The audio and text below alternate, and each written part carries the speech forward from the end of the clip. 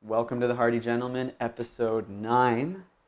And today we got to sit down with a good friend of mine, Gillian, who is a NLP, that's neuro-linguistic programming specialist, as well as a hypnotherapist. And what we discovered today is how impactful and powerful subconscious programming is on your day-to-day life.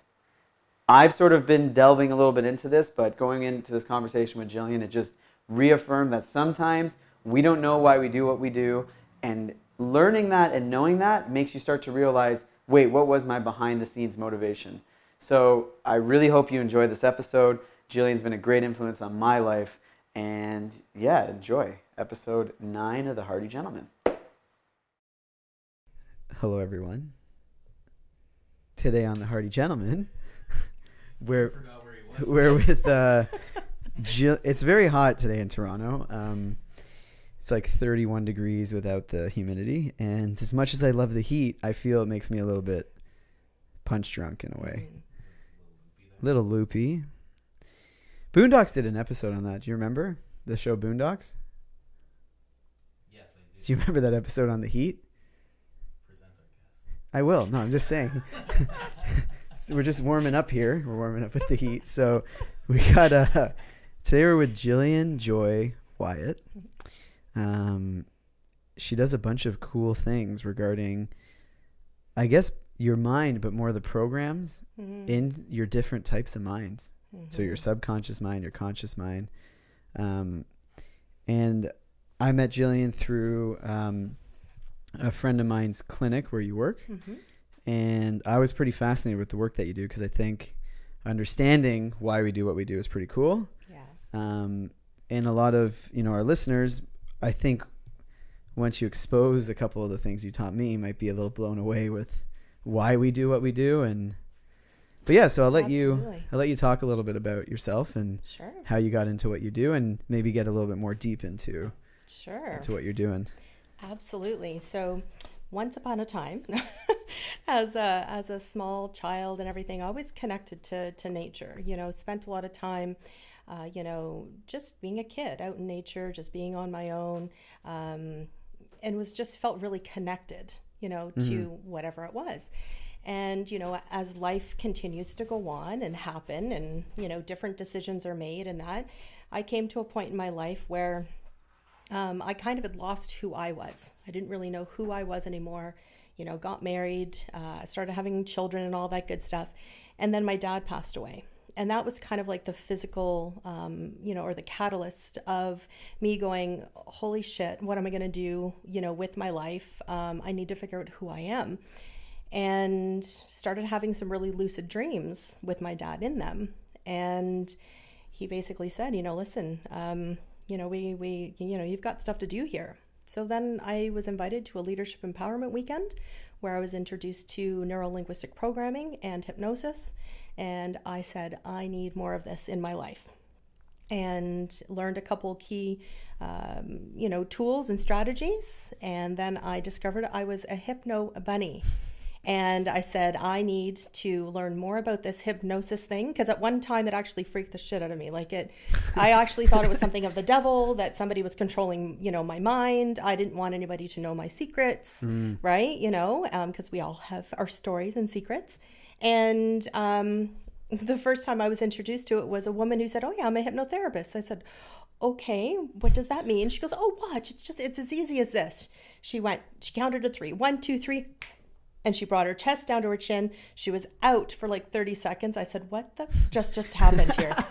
Seriously. And then seriously, it freaked me out. Colin's and face. At the time, I'm like, what just happened? Where did she go? What just happened? And she said, oh, she comes back. See, that's it. I'm like, yeah, you kind of didn't explain anything to me. And that just freaked me out.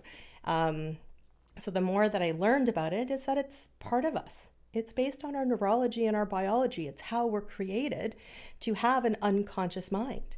If we didn't have the unconscious mind and we processed the 240 billion bits information coming at us every second, we'd go insane. Is that what it is per second? 240 billion bits. It's a lot of bits. It's a lot. It's not a little bits. Right. It's a lot of bits. That's right.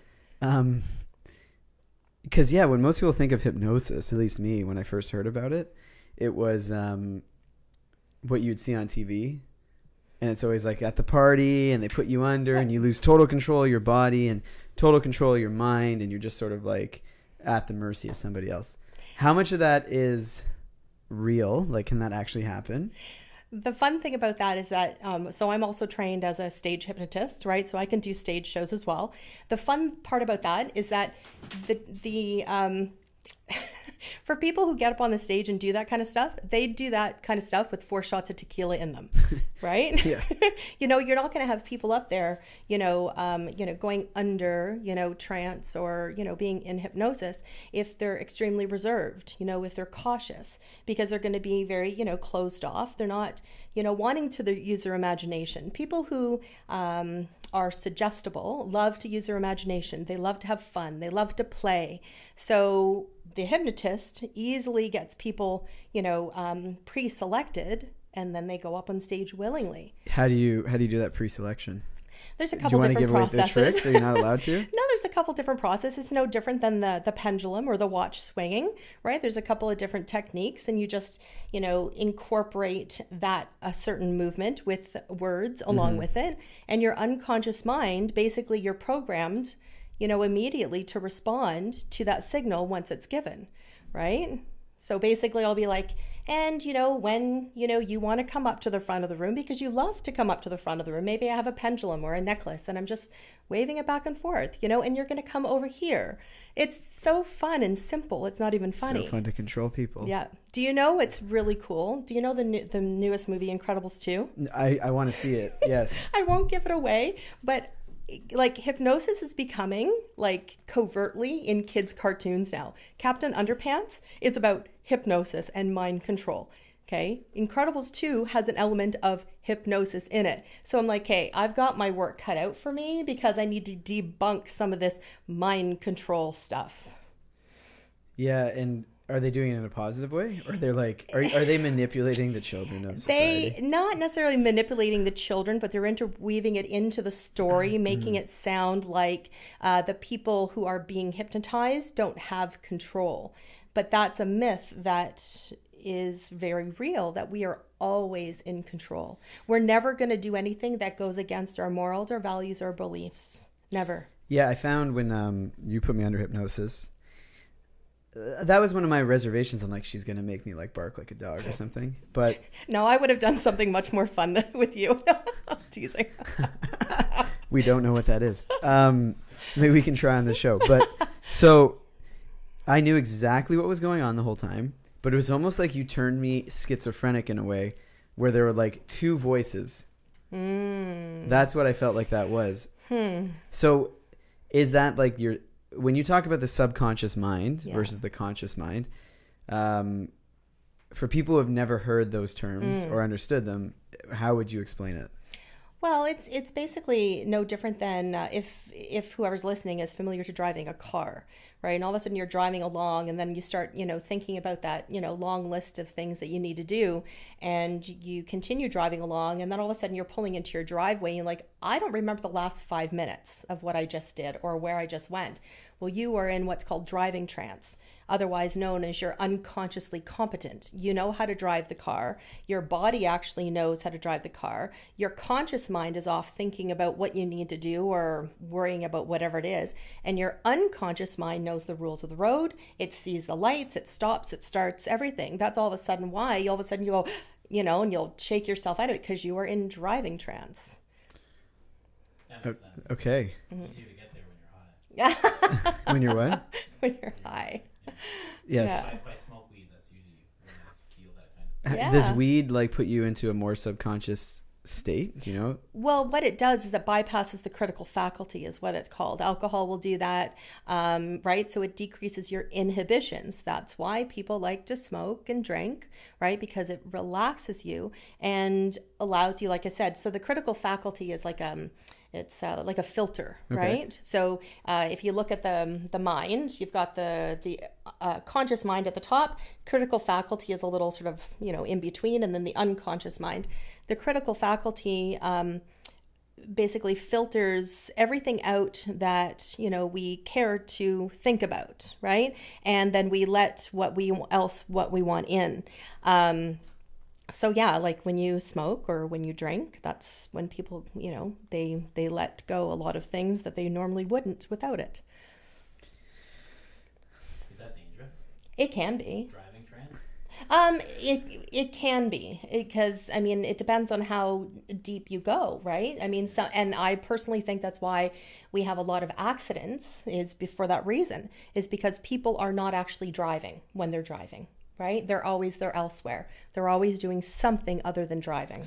Yeah, or even now I'm seeing people Constantly Instagramming, Tindering, all these things while they're driving. You see them swiping left and right. Yeah, and their car just follows. So, that'd be funny actually. If people it's like, okay, someone's like, we're gonna have a game. We're gonna swipe whatever way I gotta turn, and like they get to the hottest girl, and it's like, no, I gotta go left. Is left the way? I don't know. Takes a whole new meaning to Amazing Race. Yes. So, your subconscious mind controls how much of your day to day with reactions, actions. What would you say? Like, is the conscious mind more in control of interactions, or is the subconscious mind? Well, it's the programming at the unconscious mind, right? So that's kind of where, you know, you've got your beliefs, you know, about yourself, right? That's kind of like when you, between the ages of 0 and 7, that's where we're developing all of that. So something could have happened between the ages of 0 and 7. You made a decision about yourself or about the world. Say, for instance, I'm not smart. You know, and unfortunately, you forget about the specific situation in regards to when you decided that you were not smart, and then you start living your life, you start getting older, but always in the back of your mind, I'm not smart. So every decision that you make, every choice that you make, you know, it's stuck, you know, with this, I'm not smart or I'm not good enough. And is it almost like it's almost like a hidden program? That's right. It's programming. It's like the software, right? Mm-hmm. It's, that runs the hardware. Do you mind if I ask, can yes. that be correlated to somebody, because we center things like around men with the... Yes. But could you harbor some kind of angst or things like that in this old programming?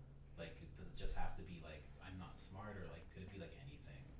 Well, it can be, you mean in regards to emotions or feelings? Yes. Yeah, things absolutely. That would hold back as men, I guess. Absolutely, for sure. Yeah, like a decision. So for instance, if there's an experience of when you're younger and there is a significant emotion attached to that event, then that creates emotions that get trapped within the body, right? So, and sometimes it's negative emotions that get trapped within the body. So, and that's a lot of where, that's really the work that I focus on, is removing the negative emotions, releasing those negative emotions from the body. And I mean, it's a huge deal.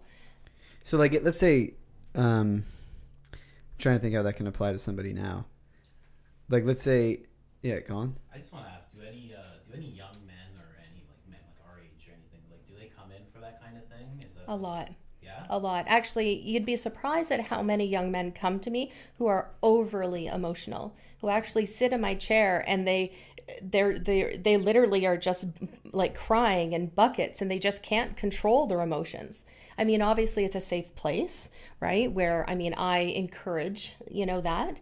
And then by the end of the program, they're coming into my office, sitting, in my chair going, hey, they feel chill, they feel relaxed, because now what's happened is they've released the negative emotions that have been built up from over the years, and they're no longer, reacting from a full cup, basically is how I look at it, right?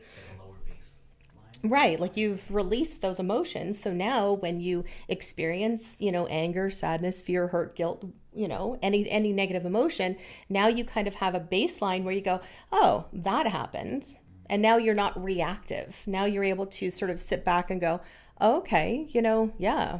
And sort of, take it back into control. So what's like a real life example that someone could relate that to? Like, so let's say, I don't know, in my day-to-day, me and Colin are speaking and he says something like, I don't know, he makes fun of me or something. Yeah. I'm dumb. Let's say he says that. Sure.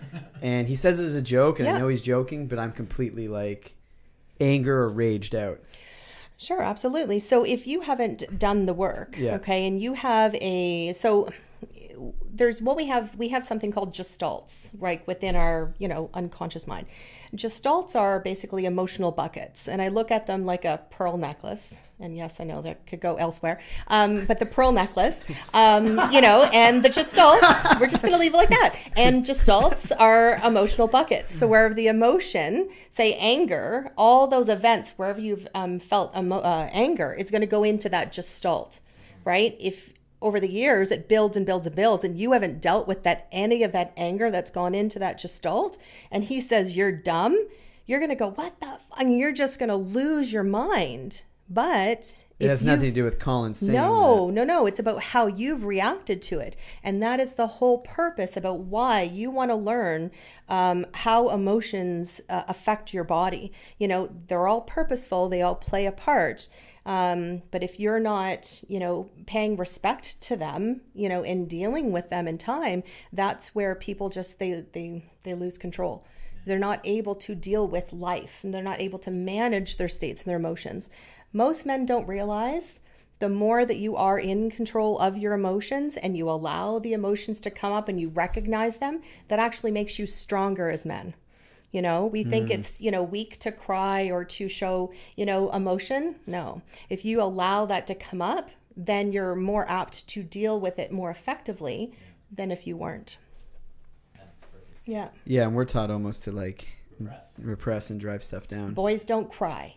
Yeah. I'm sick of hearing that.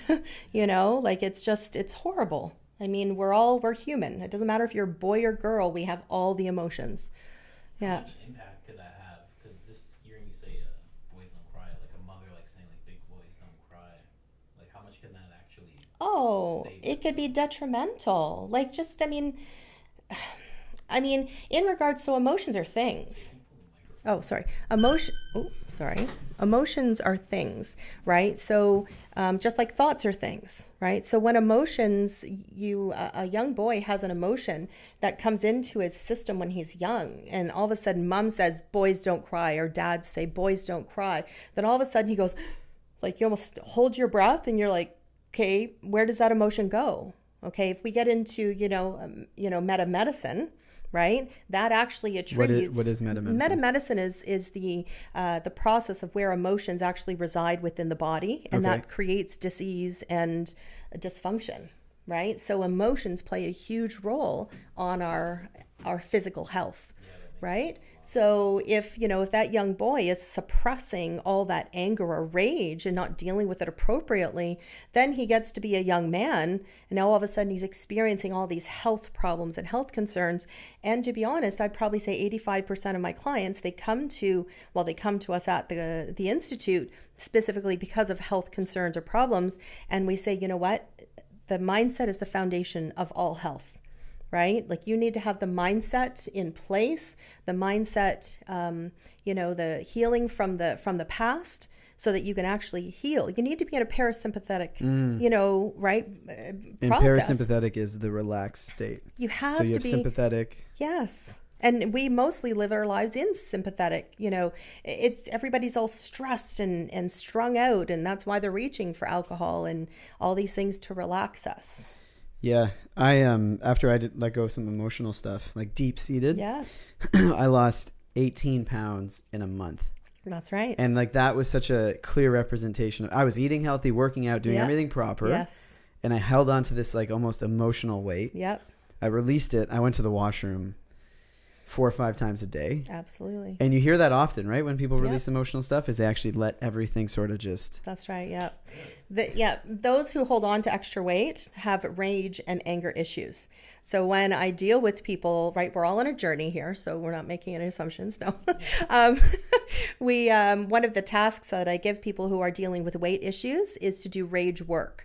So they're actually getting out that anger or that rage within their bodies, because that's exactly it. It's an emotion that keeps extra weight on you even when you're doing everything else perfectly right. Wow, that's crazy. Mm-hmm. Yeah, when I started learning about that, I remember we went back in one of my sessions where it was an emotion I picked up at a year old or something. I don't remember exactly what it was. I'm sure you see tons of people. I don't know if you remember, but And I was like, wow, I can't believe that was like dictating my life. And I was so worried about this like small thing that happened when I look back now, it's nothing. Yes. But at that point it was so impactful. Absolutely.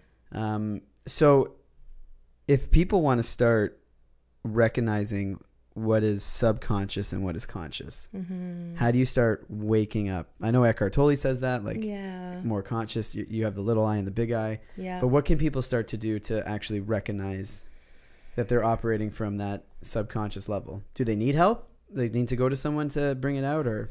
Well, I mean, the reason why, somebody would come to a hypnotherapist, or a mindset coach is to be able to, have the education around it.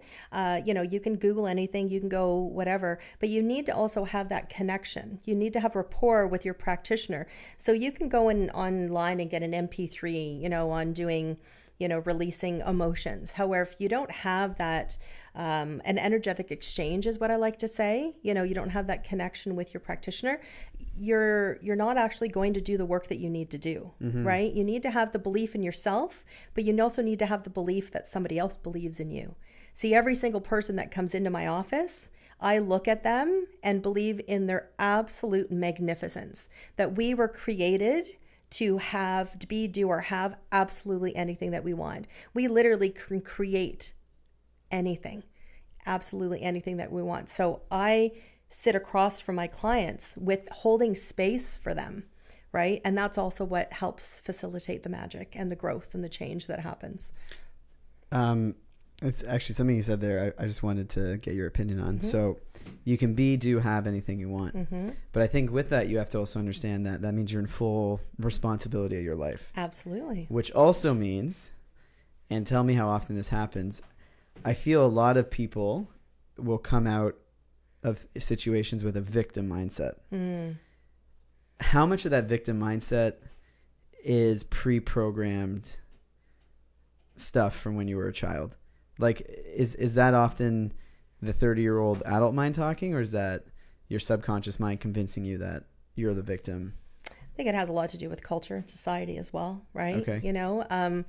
The majority of people who come to me, they're not in a place of victimhood because they're seeking results, right? So when you feel that you're a victim, you're actually at what's called at the effect side of the equation, right? So there's cause and effect, right? When you're at effect, you're blaming, others, you're even, placing a lot of blame on yourself for, your lot in life, or you're blaming your mother, you're blaming your father, your brother, your sister, whatever. When you're on the cause side of the equation, you're looking for results. So the majority of people who come to me, they're looking for results. They're like, okay, I've done, all this other stuff, and now I want to work, with the unconscious mind and do some specific, change work and growth at the unconscious level. Yeah, that stuff is like, so like to get into this victim mindset, because I think it's important. So some people hear them, they go, okay, well, someone hit my car and I ran over something, I got a flat tire, and there's nothing I did that's part of that. How do you teach someone like that no, you are actually the cause of all those things that happened? It's not so much that it happened, it's your response to what happened, right? Because, you could run over a nail and your response you could literally, again, talking about what we were earlier, you could lose your mind, over having that nail. Or you go, yeah, okay, that happened. So now I need to call CAA. I need to call, a friend or whatever. So really, it's not so much that it happened. It's how your response. It's how you're responding to it. And there's what's that saying that people say that 95% happen, or 5% of life happens to you. 95% of life is how you deal with that situation. That's right, exactly. But if your subconscious mind or your unconscious mind is running you, then you can never really tap into that 95%, correct? Well, that's where all of a sudden, you asked the question earlier, how do people know that they sort of, need the help, right? I mean, are you feeling stuck? Are you feeling overwhelmed? Are you feeling like you just can't control your life? Do you feel like somebody else or something else is running your life? A lot of people say that their emotions run them, right? You know, and I'm just like, no, that's not the case. You know, our emotions are naturally occurring, but they actually don't run your life, you know. So yeah, emotions don't run your life. Right. Sorry, we had a little break there, but. No, once I do that, you don't have to talk about it. Oh. Because I edit. Guys, look at this. Don't edit this part out. I think it's funny that I don't realize that you're editing. I'm an editor. Extraordinaire. Editor and producer. Producer, editor, script writer, to no script. This is not scripted. It's not scripted. It's not scripted at I all. know. That's why it's funny that you're the script writer, because there's actually no work to it. So, Sorry, you were saying. yeah, so you were saying that emotions don't run you. That's right. You run them. Absolutely. We're in control. We have to allow emotions to happen, right? That's where people will, you know, experience a heightened emotion, you know, and they literally, they feel like the emotions are running their lives and controlling them. No, it's a signal. It's a signal to pay attention to something. You know, what's happening in your life, you know, at the physical level, right? So if people come to me and they've got a lot of physical pain, I actually say to them, what emotion were you feeling just before you recognized or felt that pain in your body? And when they start realizing that there's an emotion attached to their pain, they go, oh my gosh, right? Because if we can, you know, the saying, you worry yourself sick. Yeah, we can make ourselves sick with our thoughts. So if we can make ourselves sick with our thoughts, we can also make ourselves healthy with our thoughts. And that goes into a whole different topic, which I absolutely love. Yeah, so how do we start making ourselves healthy with our thoughts? You know what? Recognizing for the fact that you actually have an unconscious mind, that your unconscious mind has your back. I mean, it's what runs your autonomic nervous system, right? So if you don't have to think about breathing, your circulatory system, your digestive system, and there's other things you don't have to think about that are actually programmed already into your unconscious mind, what else can you program into your unconscious mind? Right? What other kind of things? So for me, I've programmed into my unconscious mind the word relax. As soon as I say the word relax or even think about it, my whole body responds and I go loose and limp and I relax. And that doesn't matter where I am in whatever situation, because I've become best friends with my unconscious mind. I have conversations with my unconscious mind. So it is schizophrenic in a sense. You know what? I say to people, yeah, it's kind of is, you know, have a conversation with yourself, and yeah, you will hear words and you'll have conversations, and yeah, you're not so crazy after all. That's part of the reason why I speak so well, because I caught talking to myself. See, absolutely. You probably get brilliant answers. Well, it's not that you get brilliant answers. You get to take your thought process and put it outside yourself and then question it. Absolutely. Absolutely. Yeah. So let's go through some common emotions I think men feel. Sure. And then how we can flip that script. So one thing I used to notice when I worked in nightclubs is every single guy, it seemed, was overly controlling. Not every single guy, but alcohol came into play, and like a majority of men would be over controlling of their girlfriend, and like God forbid another guy came up and spoke to her, and then like fights would break out, rage would break out, jealousy would break out. So what's a way that, you know, how can men stop that? Because I don't think it's healthy to do that. No. And in fact, I think that attitude probably makes the woman less attracted to you than more huge. attracted. Absolutely. So let's say I'm at a bar, my girlfriend's dancing, guy comes up to speak to her, I start getting rage filled. What should I do in that moment? Let go of your ego, because it's not about you. Honestly, I mean, we're all trained, right, to have these cultural beliefs, you know, that when you're in a relationship, you know, that you own the other person, that you're in control of their actions. And this goes both ways, men and women, right? You're not. You're not in control of that person. A relationship is not about that. However, we are taught by society, by our parents, that you have a right to control everything, or to say who they're allowed to talk to, or that, you know, they're not allowed to talk to the opposite sex or have a conversation. And that has a lot to do with religion as well, right? Like, I mean, it's unfortunate. However, so you can make a different decision. Right? You can be sitting there. Again, it comes to you making a decision about what the outcome is going to be. So you can sit there and go, oh yeah, you know what? I actually love her. I dig her. She's an awesome chick. And look, oh my gosh, she's having this amazing time on the dance floor because for one, she's a wicked dancer. And okay, that guy's getting a little too frisky, but I trust her that she's going to take care of herself. However, because also we're very connected, I'm going to keep an eye on this. And if it goes any further, then I'm going to be the alpha male that I am. And I'm going to step in and say, that's not cool. Right? And she's going to be like, oh my God, thank you so much. And, you know, because you're respecting her boundaries, you know, but again, it comes down to, you know, our perceptions, right? And the realities that we create in our stupid world about what relationships are about. And I know we've talked a lot about, you know, relationships and stuff, you know, over the time that we've known each other. And yeah, relationships can go many which way they want nowadays. Do you want to share that? Go into that a little bit more? We can. Sure. So, yeah, dating today is a little interesting. Absolutely. And I guess there's a pre-program, as you talked about, that you're supposed to end up in a monogamous, single lover, get married, have kids, nothing else. But, you know, when we've spoken, you've said, yeah, there's another way you can go. It's like there's a possibility that you could be in love with more than one person.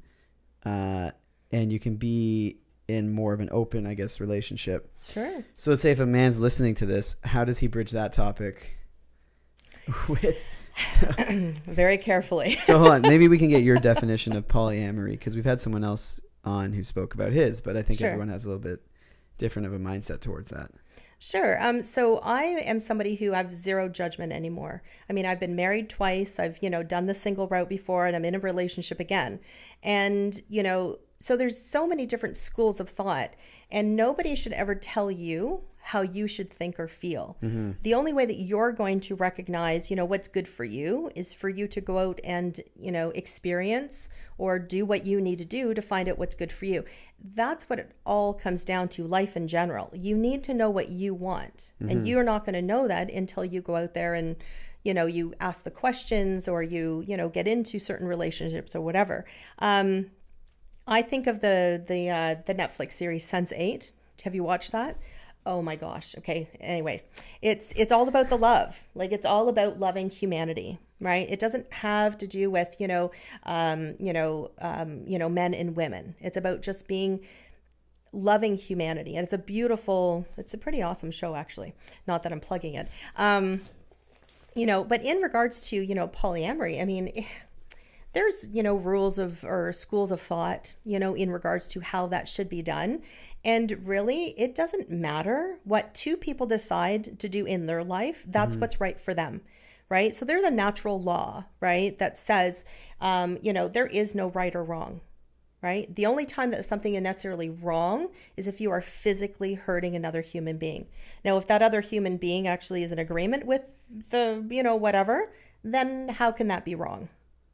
Right. So, Osho talks about this a lot. I don't know if you're familiar with Osho, right? Yeah. Have you watched his new documentary? Yes, I have. I was floored, but, a lot what he talks about as well is, love is about ego, right? If you actually look at what love means, it's actually greed. That's interesting. Yeah. What do you mean if you look at what it means? Like, well, way back when it was used? Well, it's so I'm not, whatever. Thank you. Well, I am a neuro-linguistic person, but anyways, but not to that depth. Love is it's a Greek derivative or of greed. So greed is a part of the word love. However, I screwed that up, but it makes sense though. You think about it, like, I think every culture has a different definition. Yes. But if you look at love in our society, I find like if all these negative emotions are coming out, like jealousy and I don't feel good enough and all this stuff can come out of love. Yep. Then how are they looking at love? Absolutely. Because I've thought about this too. Like if you truly love somebody, let's say worst case scenario. So most people think worst case scenario. So you're dating someone and they cheat on you. Mm. But if you truly love that person, wouldn't you be able to say, you know what? I really love them and I want them to have the best experience in their life. They didn't do anything to physically harm me. So, yeah, sure. Go ahead. It's again, I mean, so many people, I mean, even, who's going to be listening to this, everybody has their own, belief system, right? And yeah, for someone to say that, they're like, absolutely not, that's a deal breaker. If somebody has an affair, that's it. They're cut off. They're like, I hate them. Well, you know what? How do we grow and learn? By making choices. There is no failure. There's only feedback. So we make certain choices and decisions in life, and we learn from it. And then we decide to, okay, continue doing that same thing again, or let's do something different. And nobody is perfect. No. But how much of that, I guess, racket is pre-programmed nature? So we talked about the subconscious mind. Like, how much of that do you think comes from just society building you that way? I think culture and society has done us humans a disservice over the years. If you look into the history of human, I mean, there's a couple great, books that I can recommend for any man to actually, read. Sex at Dawn is actually an amazing book. And actually, you're probably familiar with it. Christopher Ryan? Yeah. Yeah. It's phenomenal because it goes into, talking about, actually women having multiple men, and choosing who they want to procreate with.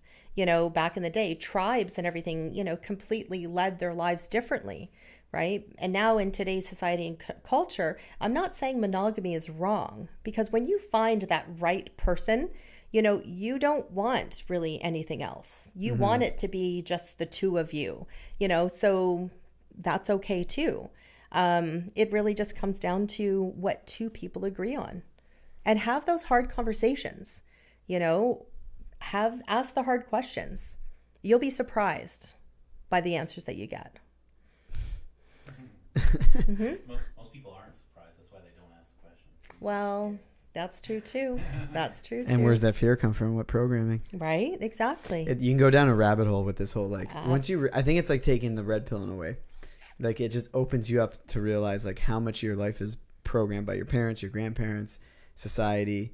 Oh, yes. You were talking about, like, movies putting you in, like, when you're watching TV, you're almost in a hypnotic state, right? Oh, you're in TV trance. Absolutely. So how much are you getting programmed by all that stuff you watch when you're younger? 100%. What would you say are some of the most destructive programs that came out of that? Disney. If you think about it. So how well, you think about it, a handsome prince, princess, right? Evil person, living happily ever after, right? Yeah, they never show you after the marriage. You notice that? Like, I really would love, I think that'd be a great comedy. It's like Cinderella 20 years out and seeing what's happening. Which one of those couples got divorced? Right? Sleeping Beauty? I think Friends was horrible. I watch a lot of people in our generation live like Friends. Oh, the lobster. Like as if life was like a sitcom. Actually, I've noticed that. Actually, I have 3 daughters, and they actually talk like the sitcoms, and I'm like, that's very weird. So, like, it's like they've adapted that behavior and those sort of tendencies. Yeah, I noticed that when I was like 15. Yeah, it's saying that to somebody. Like, this is not an episode of Friends, okay? I never watched Friends. Neither did I. But when I did get a glimpse of it, I was like, oh, they're all acting like. Yeah, it's very weird. It's very weird. Yeah. Well, it's interesting. Friends was so popular, and how many people are in their 30s now unmarried? Like, that's why I say our generation. Like, they still do it. It's weird. Yeah, yeah. I'm trying to think what I watched that would program me. The Simpsons. I know what programming means. What? Just for laughs and Comic View. I used to watch it every single day. And that's why you think I should go on stage. I think Colin should That's not a bad thing, though. That's not a bad thing at all. Colin's hilarious. That's awesome. And then my mom not programming me was like a form of programming. She wanted like no say in my life. Yes, and Like, that's what do I do true. with this? Right. Mom, I'm 3. I don't know how to turn on the stove. It's okay. It's fine. You'll figure it out. It's true. It does go the opposite way as well. Like, you talk about, movies, and that programming us. It's and the reason why I really want, people to realize that we are easily suggestible is because there is a plethora of information out there from pharmaceutical companies, from, what am I trying to say? Drugs and alcohol. Drugs, alcohol, not so much that, but all these restaurants and food and junk and everything, right? That's literally programming us, to watch a commercial and holy crap, and now I want a burger, right?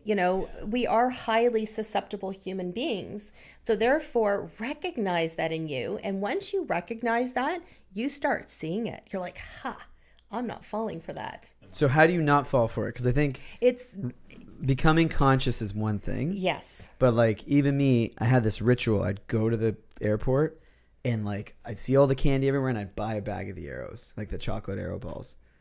That was a conscious decision that you made. Yeah, but I would see it and I'd get and I'd ruminate and I'm stuck at the airport for 2 hours and I'm like, okay, I'm fighting this for 2 hours. And now I can do it. But like, what can people do to be like, okay, I'm driving, especially if you're driving on the highway or road tripping in the States, pay attention to how many billboards are delicious milkshake, burger, restaurant, you're hungry, eat, you're hungry, eat.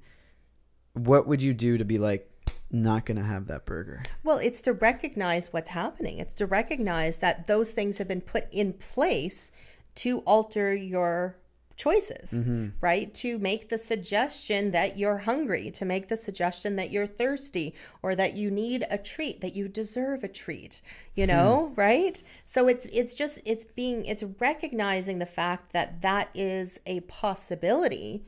And then once you do that, you get back in control of your life. We want to be back in the driver's seat. We don't want to be controlled in relationships. We don't want to be controlled, by culture and society. We want to take back control. And I say that for men especially, right? Like start, debunking the myths of how men should behave, and how you should, do all this stuff, figure out your stuff, heal from the past, do whatever you need to do and become the person who you are. But when you say control, to me, control is a little bit of an illusion. Well, yes. So what do you mean by control? It's not so much like you're going to carefully plan out every little detail in your life and nothing will ever affect you. So what do you, when you unpack that idea of control? It's the ultimate process of being aware so that when something comes into your awareness, you have the control and your faculties, I guess, about you that you get to decide what you do with it, right? That's, to me, the ultimate control. So it's not controlling the situation from the external. Well, it's more internally controlling. Absolutely. Again, it comes down to how you respond, right? And when you discover how you work, how this all works and what we were given, your world then looks completely different. You actually show up differently in your world. When you figure yourself out and recognize the fact that, you have an unconscious mind and all this, then all of a sudden, your relationships are different. How you communicate is different. It's amazing. And then you get to live present and in the moment. Yeah. I think the biggest thing is minusing yourself from all of it. Like I haven't watched TV in like 10 years. So when I turn on TV, I'm like, oh, this is what they're doing. Yeah. Because like, I've watched commercials. If I grabbed your hand, like it was always like that. Like I let go, you'd be like, oh, this is what it's like to be free. Yeah. You grab it again, you're like, no, hold on. Yeah. Yeah, I haven't watched traditional TV in a long time, like commercials. And then when I was in, I don't know, Halifax, I was watching TV and I saw these commercials and I'm like, oh my God. And actually, funny enough, in a meditation that night, do you guys remember this? Like, they used to have these treats that it was like a cheese chip almost that was shaped like a face, a smiley face. And the commercial, you would eat it and your tongue would go large and orange. I was so convinced that like... I was going to say, I don't remember that, Colin. Was that on ayahuasca? No. I was microdosing shrooms. No, it was the commercial. The commercial showed that. Yes, I think I do. But anyways. Weird thing we remember as kids. But I was convinced. I remember being so disappointed when I got that treat that my tongue didn't go massive. You really thought it was going to happen? I did. I was 6 or 7. I was like, the TV won't lie. Sure, because you have a willful suspension of disbelief, right? Between those ages, everything is, there's no break in reality and fantasy, right? It's all real. Yeah, and the true... Like, oh, you princess right now? You're like, and you know what the truth is? Yep. What's the truth? What? is that it's like that right now. We just forgot. Well, exactly. Everything is as real as you want it to be. Absolutely. Yeah, that's why I do this. That's why I'm doing this. Why? Well, I'm actually supposed to be a warehouse worker, warehouse manager. That's what you're supposed to do? You're supposed to? I just decided that's not what I'm doing. That's See? what I did for like 10 years. That's right. But I was like, no. Exactly. We're going to have Good for someone. you. Yeah, it's good, man. Like, Yeah. yeah. You just gotta break away. Let go of that attachment. How much can you actually help somebody break away from all this stuff? Like, can you hypnotize me to not procrastinate? Like, is that a thing that happens in your practice? All hypnosis is self-hypnosis. Okay. So I'm essentially a tour guide of your unconscious mind. Okay. So you have all the resources and everything that you need to make the changes within yourself. And that is the biggest part of my job, is getting you to a place to recognize that you have that ability to make that change. I facilitate it. So then how do you do that? How do you like if it's self hypnosis? Like So you I- assist. Yes. Can we do it now? So how do you assist? So I assist by getting you into a relaxed state in the body, right? So it's called induction. I always talk to myself, so is that gonna be a problem? You always what? I'm always talking to myself. I'm always like in the subconscious and conscious. Like, is that gonna make it? No. Like, did I strengthen myself too much? No, you might be Easier. you might be more susceptible, right? If you are really curious, curiosity is one of the biggest things to make hypnosis absolutely. If you get really curious about like, oh my gosh, is this going to work? Like if it really works, then oh my, what can I do? I guess because if you're curious, you're open. Mm-hmm. And you have to be open in order to receive. Absolutely. Yeah, I tried I it. know subconscious programming, you gotta be really open, which is why I stopped sleeping with the TV on. Yes. What? Your unconscious mind never sleeps. Yeah, exactly. Never sleeps. There's actually a whole process that you can do where you can train yourself. Like, well, sleep training, right? Like you playing certain, things that you want to learn while you're sleeping, right? Do you- People playing the piano, guitar. I did that for 2 years with the movie The Secret. Did it work? It did. It opened me up to all sorts of things, but it didn't like make me like I can just imagine things. Do you remember Barack? You remember Barack? Barack? Yeah. Of course. We went to school with Barack, just so you know. Yeah. No way. I was a roommate with him for years. Oh my gosh. And he wanted to learn Japanese. So he would always have like this like thing playing Japanese, but then when he'd go to bed, there was this like, I think it was like it would say like 2 words at the same time. Okay. I don't think he can speak Japanese though. I don't know if it works. That's awesome. But Subconsciously he's fluent. this is where I say that as humans, I really truly believe that we are limitless about what we can do. Yeah. And I say get really curious about what you can achieve. So then, like with something like procrastination, like you would assist that whole process, Mm-hmm. and then how do you know? Like, how does somebody know when it's actually taking effect? Just the results. You get the results, right? So in the kind of work that I do, the results need to be tangible, right? So for instance, if you've got a project coming up or, at work or whatever, and typically, you procrastinate until the very last second, and then all of a sudden you realize when you're going through the project after you've worked with me and you're, doing small things every day, working towards fulfilling the project, and you're like, oh, wait a second, I'm actually on track for completing this. I'm on time and I didn't procrastinate. Usually it happens covertly, right? Because it's been programmed into not procrastinate anymore. And you know what? When you clean up the past, okay, that's my most favorite part about the work that I do, and release all the shit that's been stuck within you for Probably years. literally too. Like literally, like it's amazing. Once you do that, you gain clarity and focus, and procrastination isn't really an issue because you don't have all that other stuff that's, been a bother anymore. That makes sense. Yeah. I can tell you personally with her, after we did work, I used to be late everywhere. I'm like 5-10 minutes early most of the time now. Really? Like if traffic doesn't destroy me, Yeah. I'm like, today I had a meeting. I was supposed to be at 12. I was there at 11:55. Had a 10 a.m. I was there at like 9:58. Yep. And before I was running late, like late all the time. I need to get that down. Yeah. And I was the same way before I did all the work that I did to, do the work that I do today. I used to be forever late. I was always a late person. Now I love being early. Like I message you, hey, I'm early, right? Like, I mean, I love it. Like It feels better than, rushing your ass off to get somewhere. It doesn't mean that I'm And never time late. doesn't really exist. Well, that's just it. And so why not grab life by the, right? And make shit happen. Well, I was going to say the balls or the short and curlies, one or the other. Yeah. Short and curlies. I'm now dating myself, age-wise. Well, yeah, I never. People have used to have pubic hair. Right? That's You why know I'm they saying have these they things used called to. Murfins. Do you know what a Murfin is? A Murfin? Yeah. I would imagine it's a mullet on the No, genital area. it's a wig for the genital Oh, yes, area. I have seen that. And yes. they do it for movies. Yes. Or people just want to I'm like, just grow it if that's what you want. Oh, I only want it for today. I didn't know that. That's a whole nother topic. That is a whole other topic.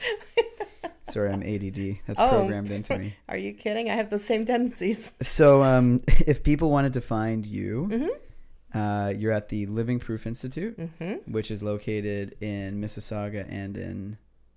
Well, we have an office in Ohio. But Ohio. I mean, I'm here. But you right. can also treat people from a distance, right? I do 85% of my work virtually. Okay. Yeah.